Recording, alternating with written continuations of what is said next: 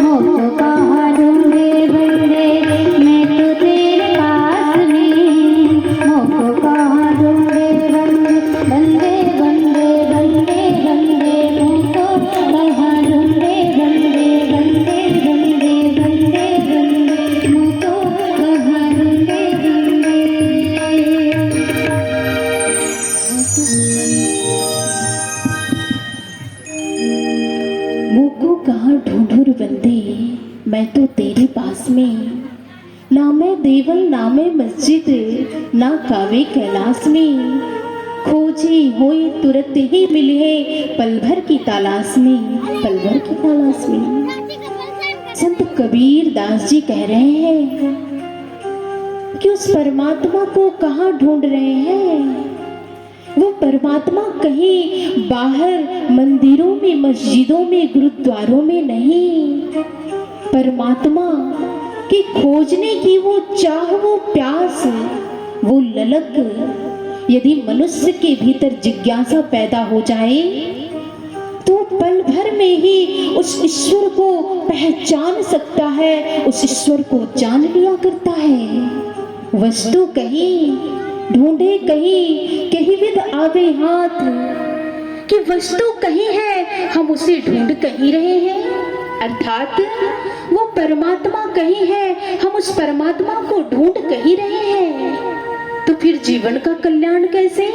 कहा जाता है कि एक बार संत रबिया जो अपने कुटिया से बाहर वो कुछ ढूंढ रही थी, तो किसी सज्जन ने उस रास्ते से जब गुजरा तो वह सज्जन संत रबिया से कहते हैं कि आप क्या ढूंढ रहे हैं बाहर में?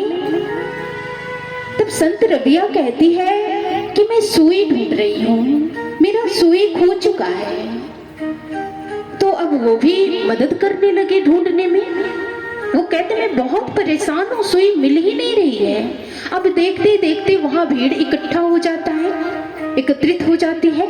अब उसी में से एक सज्जन आगे बढ़कर के पूछता है कि सबसे पहले आप हमें यह बताइए कि आपकी सुई गुम कहाँ हुई है। तब संत रबिया कहती है कि सुई कुटिया के भीतर गुम हुई है।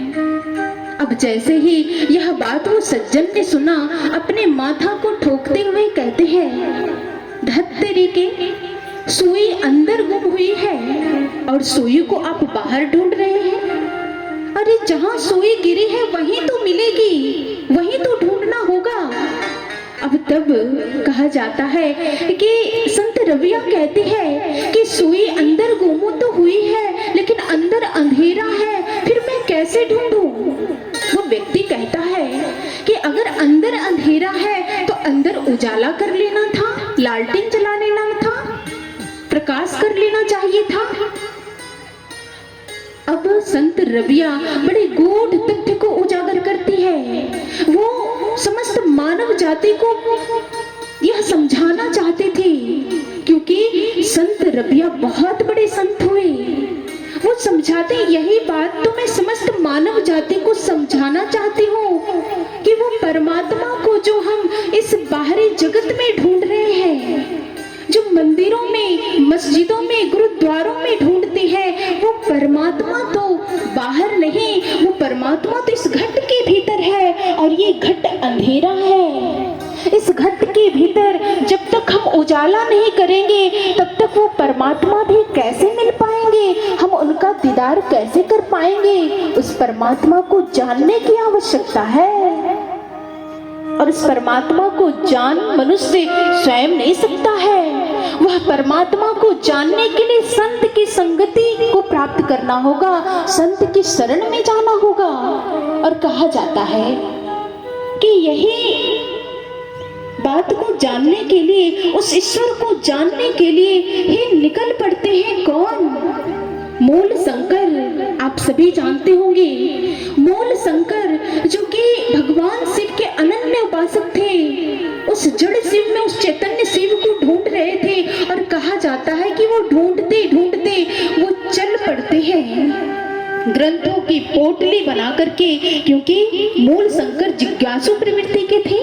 उनके भीतर जिज्ञासा थी, ललक थी कि उस ईश्वर को मैं जान लूं, जिस ईश्वर को मैं जड़ के रूप में पूज रहा हूँ, जड़ शिव में मैं ढूंढ रहा हूँ, लिंग में ढूंढ रहा हूँ, वो परमात्मा कहीं बाहर नहीं है। वो परमात्मा आखिर है कहाँ? उसे मैं कैसे जानूं, कैसे दर्शन करूं? और वो चल पड़ते हैं कहाँ? संत के द्वार पे पहुंचते हैं और कुटिया को खटखटाते हैं। और जैसे ही कुटिया को खटखटाते हैं तो अंदर से आवाज आता है, कौन?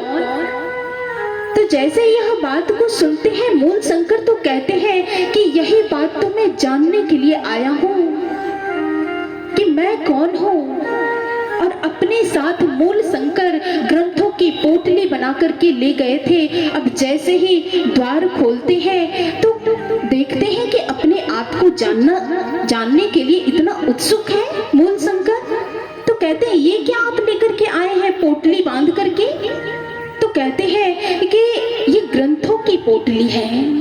अब वो कहते हैं कि इन ग्रंथों को पहले आप गंगा में बहा करके आओ, तभी आप स्वयं को जान पाओगे, अर्थात उस आत्मा को जान पाओगे, परमात्मा को जान पाओगे। उनके कहने का तात्पर्य था कि ग्रंथों तक सीमित रह करके, ये ग्रंथ शास्त्र इशारा है, सिंबल है। ग्रंथों तक सीमित रह करके कभी भी मनुष्य उस परमात्मा को नहीं जान सकता है। उस परमात्मा को जाना जा सकता है तो जिज्ञासु जाना जा सकता है तो समस्त भाव उनके प्रभु के चरणों में, सतगुरु के चरणों में अर्पित कर दे। उस सतगुरु के समक्ष पहुंच करके यदि अपने आप को मनुष्य सोचे कि मैं बहुत विद्वान हूँ, जब ऐसे भाव को लेकर के जाता है तो कहा जाता है कि वो प्रभु को प्राप्त नहीं कर पाता है। और इसीलिए शब्दों के जाल में उलझ करके मनुष्य उस परमात्मा को नहीं जान पाएगा। शब्द जाल कैसे है? शब्द जालम महारण्यम चित्त भ्रमण कारणम। शब्दों के जाल ऐसे हैं एक जंगल के मानिंद। यदि उस जंगल में एक बार दिग्भ्रमित हो जाए मनुष्य तो उससे निकल नहीं पाता है, बहुत मुश्किल होता है। ठीक ऐसे ही आज वो शब्दों के जाल में उलझे हुए थे, इसलिए उन्होंने कहा कि जाओ पहले इस ग्रंथों को नदी में बहा करके आओ, तब मैं तुम्हें वह जानकारी बताऊंगा, तब तुम अपने आप को जान पाओगे। और कहा जाता है कि वो ग्रंथों को बहा करके आ जाते हैं और तब उनके शरण में झुकते हैं, उनके चरणों में गुहार करते हैं कि मैं अपने आप को जानना चाहता हूँ, आत्मा परमात्मा को जानना चाहता हूँ। और कहा जाता है कि संत बिरजानंद जी उन्हें वो तत्व ज्ञान प्रदान करते हैं, वो तृतीय नेत्र प्रदान करते हैं और तब वो धन्य धन्य हो जाते हैं कि आज वो जड़ में ही नहीं सीमित रहे, उस चैतन्यता की ओर बढ़ गए, अर्थात उस चैतन्य शिव को प्राप्त कर लिए। आज हम भी उस परमात्मा को ढूंढ रहे हैं, लेकिन कहाँ? बाहरी मंदिरों में, मस्जिदों में, गुरुद्वारों में, कहीं ग्रंथ शास्त्रों को पकड़ करके बैठे होते हैं। ये ग्रंथ शास्त्र इशारा है, सिंबल है, प्रतीक है। जब तक हम उन ग्रंथ शास्त्रों को पठन पाठन करने तक ही सीमित रहेंगे, हम उस परमात्मा तक नहीं पहुंच सकते हैं भक्तों। इसलिए आज हम उस परमात्मा को जान करके यदि भक्ति करेंगे तभी वो सफल व सार्थक हो पाएगा भक्तों। और आज आपके बीच भी हम एक ऐसे ही जीवन गाथा को लेकर के उपस्थित हुए हैं। एक ऐसे भक्त जो महाराष्ट्र की भूमि पर उनका अवतरण हुआ, भक्त नामदेव बहुत बड़े भक्त हुए, उनके जीवन गाथा को लेकर के उपस्थित हुए। भक्त नामदेव भी अपने जीवन को जिए, उन्होंने भी विठ्ठल की भक्ति की, लेकिन किस प्रकार की, उनके जीवन का भी कल्याण कब हो पाया, हम आज की इस गाथा के माध्यम से